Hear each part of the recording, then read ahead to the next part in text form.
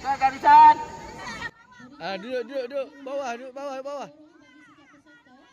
Macam tu. Sedia.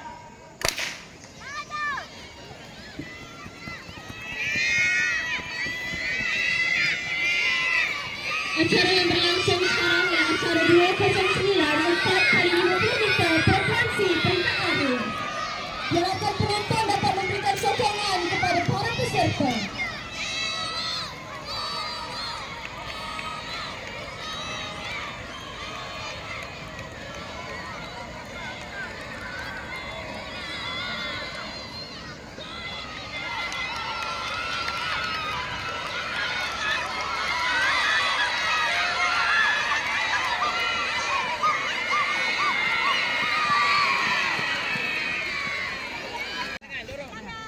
Terima kasih.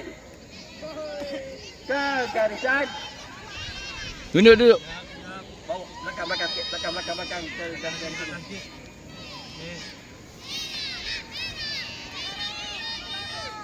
Sedia. Peserta-peserta yang baru saja dilepaskan adalah bagi acara 4 x 50 meter kategori LC peringkat akhir.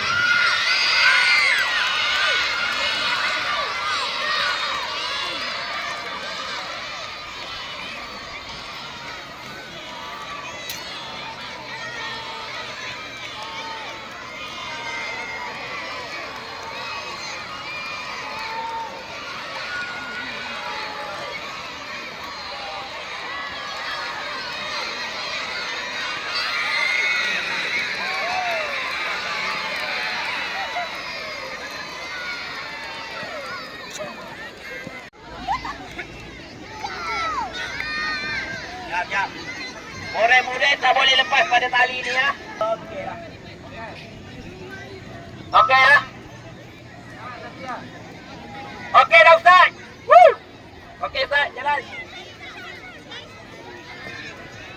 Okey, kosongkan laluan.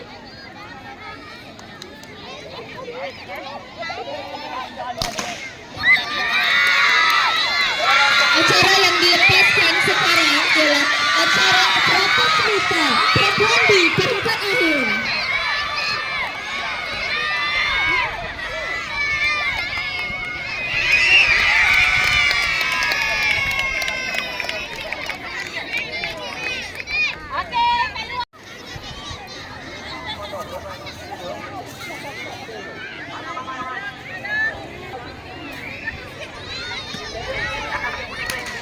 Peserta-peserta yang baru saja dilepaskan adalah bagi acara 212 100 meter putih peringkat akhir.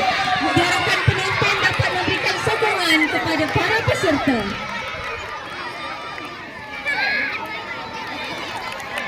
Kasut.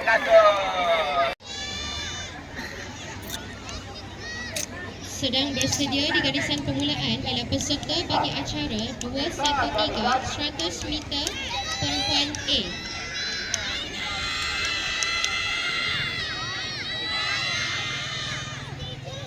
Kedua.